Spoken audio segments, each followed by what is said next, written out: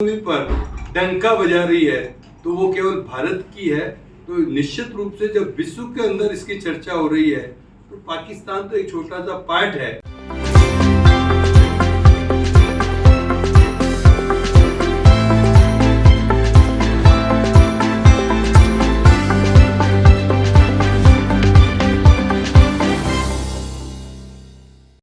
मैंने अभी आपको एक बात कही थी कि पिछले 2 साल से इस वैश्विक कोरोना महामारी को लेकर कर और रूस और यूक्रेन के युद्ध के बाद विश्व के अनेक बड़े देशों की अर्थव्यवस्थाएं चौपट हो गई।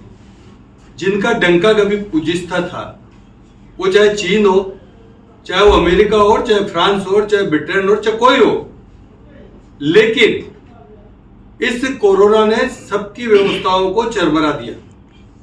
पाकिस्तान तो की गिनती में ही नहीं आता है।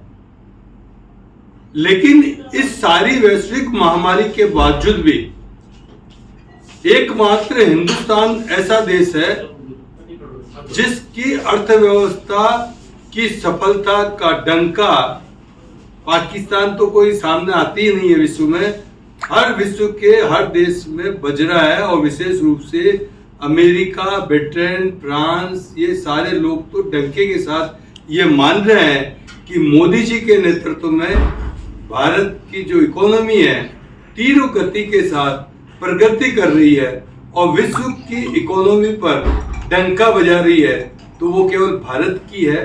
तो निश्चित रूप से जब विश्व के अंदर इसकी चर्चा हो रही है तो पाकिस्तान तो एक छोटा सा पार्ट है जो कंगाली के हालत में है, जो अपने कर्मों से है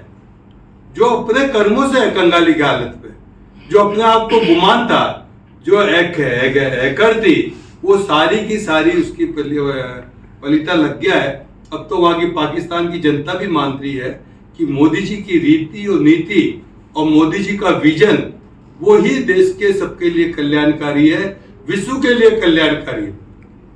आज उसका उदाहरण ताजा तुर्की को लेकर देख लो कि तुर्की हमारी सबसे ज्यादा खिलाफत करता है, पाकिस्तान के साथ बात करता है, लेकिन जब तुर्की के ऊपर संकट मंडराने लगा, आज भूकंप आया है, तो हमने वसुधैव कुटुंब को ध्यान में रखते हुए और तुर्की की हेल्प के लिए विश्व में सबसे पहले कोई आगे आया है तो वो भारत है और भारत ने वहां पर व्यवस्था भेज भी दी है। तो निश्चित रूप से उसका संदेश सब जगह जाता है। तो पाकिस्तान को भी लग रहा है, वहां की जनता को तो लग रहा है कि भाई हिंदुस्तान। कांग्रेस पार्टी में चाहे पायलट और व्यवस्था के विवाद को लेकिन राजस्थान के अंदर जो सरकार बनी तो ये सरकार 2 पायों पर टिकी हुई थी। शुरू से अंतरकलह के अंदर डूबी हुई थी और तब से लेकर अभी तक उस अंतरकलह में डूबी हुई है। एक नेता कह रहा है कि वो कोरोना है और दूसरा नेता कह रहा है कि उसको बागी और क्या चीजों का उनको उपाधियां दे रहा है। दोनों नेता एक दूसरे को पटकनी देने में लगे हुए। जिस घोषणा पत्र में उन्होंने जो जनता से वादे किए थे वो ज्यादा तो कचरे की टोकरी में ले जाकर पटक दिए।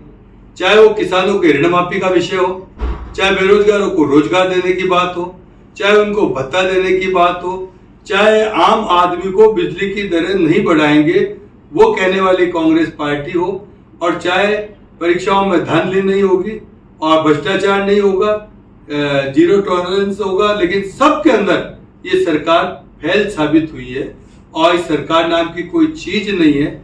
आज राजस्थान के अंदर गुंडागिर्दी, आवारागिर्दी, बलात्कार, लूटपाट, सरेआम गोली चलाना इस राजस्थान की अशोक गहलोत की सरकार के अंदर आम बात हो गई, जबकि गृह मंत्रालय भी उनके पास में।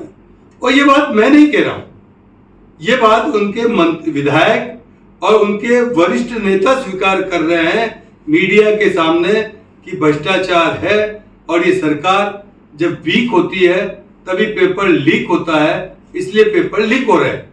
और उस भ्रष्टाचार के जो असली आरोपी है उनको पकड़ने की बजाय उनके वो छोटे मोटे प्यादों को पकड़ने में लगी हुई है, जबकि उनको मालूम है कि इसका वास्तव में दोषी कौन है। और वो दोषी को पकड़े तो वो कहता है कि यदि मेरे पे हाथ डाला तो खाली मैंने ही तो थोड़ी किया, सत्ता के केंद्र में बिटलू में बैठे हुए सब लोग लिप्त है। तो उसके डर के मारे असली जारोली को आज तक गिरफ्तार नहीं किया।